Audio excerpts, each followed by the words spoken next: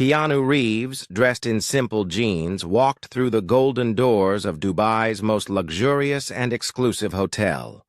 What happened next shocked the entire world. The lobby of the Burj Al Saif glittered like a diamond under crystal chandeliers. Marble floors reflected the anxious faces of staff members standing at military attention. Behind the reception desk, manager Julian Cross adjusted his tie for the third time, his eyes scanning the entrance like a hawk.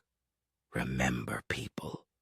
Julian's voice cut through the perfumed air. "Prince Al-Rashid arrives in 47 minutes. Every detail must be perfect. Sarah, your posture is unacceptable. Marcus, that flower arrangement is off by 2 centimeters. Fix it." The staff moved like synchronized robots, their faces masks of controlled panic. It was then that the main doors whispered open and he walked in. He wore faded blue jeans, slightly worn at the knees, a simple black t-shirt under an unzipped hoodie. His sneakers were clean but clearly not designer. In a lobby where everyone else sparkled with luxury brands, he looked like he'd wandered into the wrong building. The man approached the reception desk, a small duffel bag slung over his shoulder. Julian's lips tightened into a thin line of disapproval. "Can I help you?" he asked, the words dripping with frozen politeness. "I have a reservation under Reeves," the man said quietly. "Reeves," Julian repeated, typing with exaggerated slowness. "I'm afraid I don't see anything here. First name?" "Keanu Reeves," Julian said louder than necessary, drawing smirks from nearby staff. "How ordinary. You're certain you have a reservation?" "This is the Burj Al Saif, not a budget motel." Keanu simply nodded. "I booked it yesterday. Should be there." Behind them, a bellboy named Amit whispered to a colleague. "Looks like another tourist who can't afford the minibar. Bet he'll ask for extra towels." Julian made a show of checking again. "Nothing. You must be mistaken. We're fully booked tonight for a very important diplomatic event. If you'd like, I can call you a taxi to a more suitable establishment." Keanu's expression remained calm. "Could you check again? Maybe under a different spelling?" "Sir," Julian said with exaggerated patience, "I've been doing this for 15 years. I know how to check reservations. Now, if you'll excuse me, we have actual VIPs arriving." Across the lobby, wealthy guests began to notice the exchange. A woman dripping in diamonds whispered to her husband, "Should we say something?" Her husband shook his head. "Not our business, darling." Just then, head housekeeper Maria approached, her eyes critical as she scanned Keanu from head to toe. "Mr. Cross, the royal suite inspection is complete. Everything is perfect for Prince Al-Rashid." She turned to Keanu. "Sir, if you're not a guest, I'll have to ask you to leave the premises. We can't have, well, people lingering." Keanu opened his mouth to respond, but was interrupted by head concierge David, who arrived with a security guard. "Everything all right here, Julian? This gentleman causing trouble?" "No trouble," Keanu said calmly. "Just trying to check in," David smirked. "Dressed like that?" "I doubt it. Look, mate, we've got a prince arriving. Why don't you try the Holiday Inn down the road? Better suited to your budget." The security guard stepped closer. "Sir, I'm going to have to ask you to leave." A young waitress named Chloe, who was arranging champagne flutes nearby, bit her lip. She recognized Keanu but feared speaking up. She watched as the scene unfolded, her heart aching at the injustice. Julian snapped his fingers. "Marcus, escort this gentleman out. We have real guests to prepare for." Marcus, the bellboy who'd been mocking earlier, approached with false politeness. "Right this way, sir.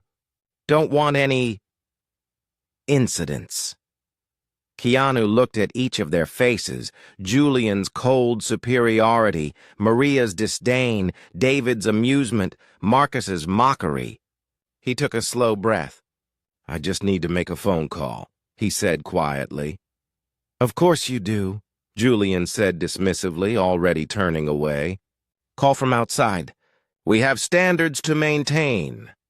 As Keanu was gently but firmly guided toward the exit, wealthy guests watched with mixed expressions. Some looked uncomfortable, others amused, none intervened.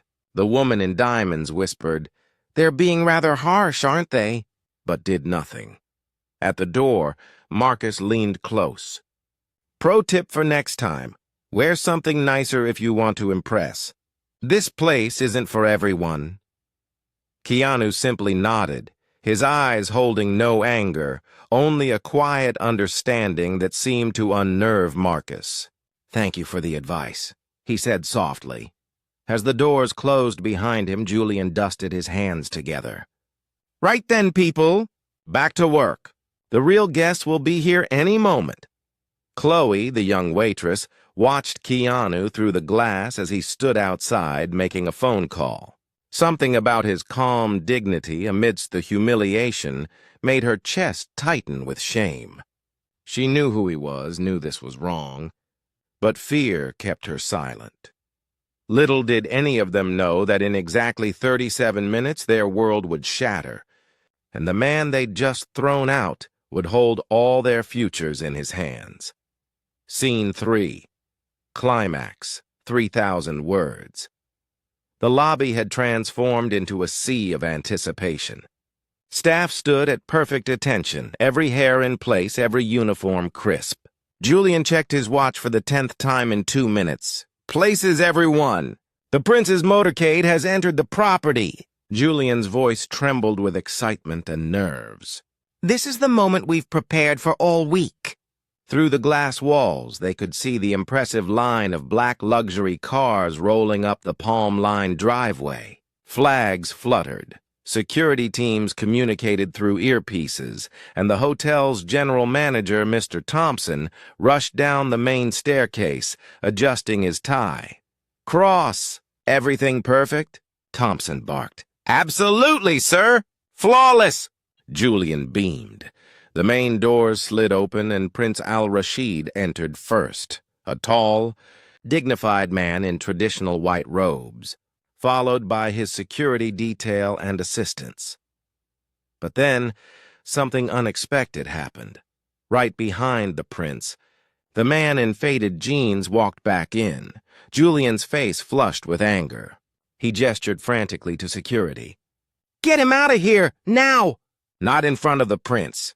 But before security could move, Prince Al-Rashid turned and smiled warmly at Keanu. "My friend!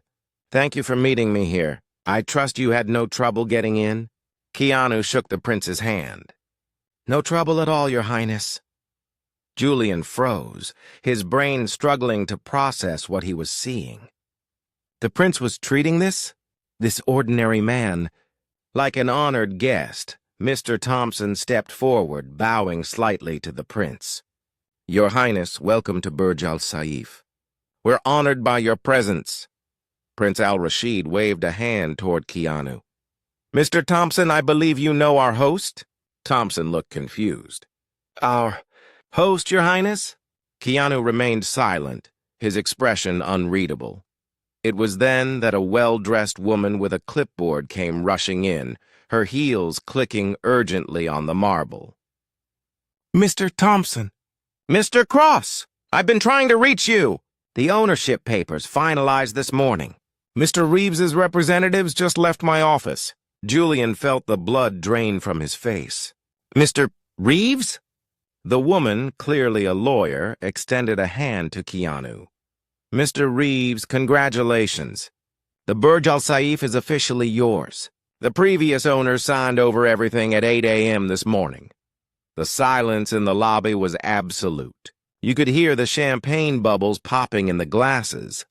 Keanu finally spoke, his voice calm but carrying through the dead quiet. "Thank you, Miss Chen. I was just trying to check in to see my new property." Julian's knees actually buckled. He grabbed the reception desk for support. Your property?" Prince Al-Rashid chuckled. "You didn't know? Keanu here just bought the entire hotel chain. I'm here to discuss his plans for the properties across the Middle East. Marcus the bellboy dropped a luggage cart handle with a loud clatter. Maria the housekeeper looked like she might be sick. David the concierge had turned chalk white. Mr. Thompson, the general manager, found his voice first. Mr. Reeves, we had no idea. There must have been some misunderstanding. Keanu's eyes swept over the stunned staff. No misunderstanding. I was quite clearly told this establishment wasn't for me, that I should try the Holiday Inn instead. The prince's smile vanished. He looked from Keanu's simple clothing to the horrified faces of the staff. What is the meaning of this? Julian tried to speak, but only a strangled noise emerged. It was Chloe, the young waitress, who stepped forward, her voice trembling but clear. They mistook him for someone who couldn't afford to be here. They made him leave. They were unkind. Keanu's eyes met Chloe's, and he gave her a slight, encouraging nod. Prince Al-Rashid's face darkened. You treated the new owner of this hotel chain like an unwanted beggar? The truth hung in the air, heavy and undeniable. Julian finally found his voice, though it was barely a whisper. Mr. Reeves, I don't know what to say. How about I'm sorry for being judgmental and cruel? Keanu suggested quietly, but the revelations weren't over. Ms. Chen consulted her tablet. As per the ownership transfer, all current management and staff contracts are void. Mr. Reeves has the authority to retain or dismiss anyone at his discretion. Panic spread through the staff like wildfire. Waiters, housekeepers, bellboys, all exchanging terrified looks. Their jobs, their livelihoods, gone in an instant because of their collective prejudice. Maria stepped forward, tears in her eyes. Mr. Reeves, please. I have 3 children. My husband lost his job last month. David joined her, his earlier arrogance completely gone. Sir, I've worked here for 12 years. I was due for promotion. Marcus looked like he might cry. My mother. I support my whole family. Julian simply stood there, his career, his reputation, his future crumbling around him. In 15 years of hotel management, he'd never experienced such complete and total professional annihilation. The wealthy guests who'd watched earlier now watched with different expressions. Shock, sympathy for some, satisfaction for others. The woman in diamonds murmured, I knew we should have said something. Keanu let the moment stretch, letting each staff member feel the full weight of their actions. He watched as they mentally calculated mortgage payments, children's tuition, medical bills, all suddenly threatened because they'd judged a book by its cover. Finally, Prince Al-Rashid broke the silence. Keanu, my friend, what would you have me do? We can continue our business elsewhere if this place displeases you. Every eye in the lobby fixed on Keanu. The staff held their collective breath. The champagne stopped bubbling. The air conditioning seemed to pause. In this moment, the man in faded jeans held absolute power over every person in the room, and he was about to show them what true power looked like. Scene 4. Resolution. 3,000 words. Keanu walked slowly to the center of the lobby, his worn sneakers silent on the polished marble. He turned to face the terrified staff, his expression not angry, but profoundly sad. Look at you all, he said softly, yet his voice carried through the vast space. Just moments ago you stood here confident, judging, certain of your place in the world. Now you're frightened because you've discovered the person you look down upon holds power over you. Julian found the courage to speak, his voice broken. Mr. Reeves, there are no words to express my shame. What we did, how we treated you, it was unforgivable. Unforgivable, Keanu repeated. Is any human being truly unforgivable? He walked over to where Marcus stood, trembling. "You mocked me to your friend. Suggested I couldn't afford the minibar." Marcus nodded, tears streaming down his face. "I'm so sorry, sir. I'm so sorry." Keanu moved to Maria. "You suggested I leave because I didn't belong here." Maria wiped her eyes. "My mother taught me better. I forgot her teachings in my pride." Then to David, "You directed me to a budget hotel, assuming you knew my financial situation." David hung his head. "I judged you by your clothes instead of your character." Finally, Keanu returned to Julian. "And you made assumptions based on appearance and treated me with contempt." Julian nodded, unable to meet his eyes. "I've dedicated my life to luxury hospitality, but today I provided the opposite of hospitality." Keanu looked at the gathered staff, bellboys, housekeepers, waiters, managers, all waiting for the axe to fall. "Ms. Chen," Keanu said without turning around. "The employment contracts." The lawyer stepped forward, tablet ready. "Yes, Mr. Reeves?" "Tear them up." A collective gasp went through the lobby. Julian closed his eyes as if struck. Several staff members began to cry openly, but Keanu continued. "Every single one. Null and void. As of this moment, nobody in this building works for Burj Al Saif anymore." The finality of his words hung in the air like a death sentence. Then Keanu smiled slightly. "Because as of this moment, I'm creating a new hotel chain. Sanctuary Hotels, where every person who walks through those doors is treated with dignity, regardless of their appearance, wealth, or status." He looked at Julian. "I need a regional director who just learned the most valuable lesson of his career about judgment and humility." Julian's eyes snapped open, disbelief warring with hope. Keanu turned to Maria. "I need a head of housekeeping who understands that true cleanliness isn't just about spotless sheets, but about clean hearts." Maria brought her hands to her mouth, stifling a sob. "David," Keanu continued, "I need a head of guest services who will train every employee that service without respect is just theater." David nodded vigorously, too emotional to speak. "And Marcus," Keanu said, turning to the young bellboy, "I need someone at the door who greets every guest like they're the owner, because in a way, every guest does own their experience here." Marcus wiped his eyes with his sleeve. "I won't let you down, sir." "Never again." Keanu addressed them all. "You all just received the most expensive training seminar of your lives.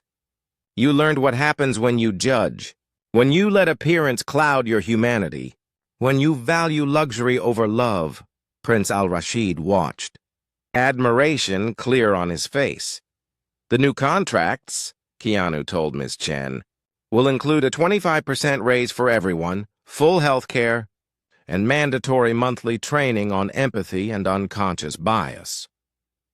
The staff erupted in relieved applause, many hugging each other, all transformed by the grace they'd been shown. But Keanu wasn't finished. He walked over to Chloe, the young waitress who'd spoken up. "And you?" he said gently. "You knew who I was earlier, didn't you?" Chloe nodded, trembling. "Yes, Mr. Reeves. You recognized me but didn't speak up until the truth came out." "Why?" She took a deep breath. "I was afraid. Afraid of losing my job, afraid of making trouble. And I'm so sorry for that silence." Keanu nodded. "Courage isn't the absence of fear, but the judgment that something else is more important than fear. Your moment of courage came when it mattered." He turned to Ms. Chen. "Chloe is now Director of Staff Training and Development. She'll ensure what happened today never happens again in any of our properties." Chloe burst into tears of gratitude. Julian stepped forward, his voice thick with emotion. "Mr. Reeves, you had every right to fire us all. To destroy our careers, why show us such mercy?" Keanu's eyes grew distant, touched with old pain. "Because I've been poor. I've been rich. I've been famous. I've been unknown. I've lost people I loved. I've eaten alone in five-star restaurants and shared street food with strangers. Through it all, I've learned that the only thing that truly matters is how we treat each other in the moments when nothing is required of us. He looked around at the beautiful, luxurious lobby. This marble, these chandeliers, this gold, it's all just decoration. The real luxury is kindness. The real wealth is compassion. Mr. Thompson, who had been silent throughout, finally spoke. "You've taught us all a lesson today, Mr. Reeves, one I'll carry for the rest of my career." Keanu nodded. "Let's make this chain into something that serves rather than judges, that welcomes rather than measures, that sees the human being before the bank account." As the staff gathered around him, thanking him, apologizing again, Keanu did something remarkable. He asked each of them their names and about their families, and remembered what they told him. And in that moment, the luxurious hotel lobby transformed from a place of judgment into exactly what Keanu had named it, a sanctuary. Scene 5. Inspiration. 1,000 words. The cameras would have stopped rolling by now. The dramatic music would have faded. But the lesson of that day in the Burj Al Saif lobby remains, echoing through time. Keanu Reeves could have chosen vengeance. He could have fired everyone, made examples of them, enjoyed the satisfaction of watching the arrogant fall. Instead, he chose redemption. He saw past their prejudice to their potential. He understood that people can learn, can grow, can change. How many times have we judged someone by their appearance? The delivery person we ignore, the cleaner we look through, the simply dressed person we assume isn't important? How many potential friendships have we missed? How much wisdom have we overlooked because it didn't come in the packaging we expected? That day, a man who could have bought the hotel 10 times over taught us that true wealth isn't in bank accounts, but in the grace we extend to others. That the most powerful position isn't CEO, but human being. Every day we face choices. To judge or understand. To exclude or include. To lift up or put down. The staff at Burj Al Saif learned their lesson in the most dramatic way possible. But we don't need such dramatic lessons to change. Start today. See the person serving your coffee as someone with dreams and struggles. See the stranger on the bus as someone who might be fighting battles you know nothing about. See every human being as exactly that, a human being worthy of basic dignity and respect. The revolution isn't coming. It's here. And it begins with a simple choice. Kindness over judgment. Compassion over assumption. Love over fear. If this story moved you, if it made you think about your own interactions, then share it. Let's create a wave of awareness that washes away prejudice. Subscribe to this channel for more content that reminds us of our shared humanity. Because in the end, we will not be remembered for the luxury we afforded ourselves, but for the kindness we afforded others. We will not be measured by our wealth, but by our warmth. Not by what we achieved, but by how we treated people on our way there. The man in faded jeans taught us that. And the lesson is too important to forget.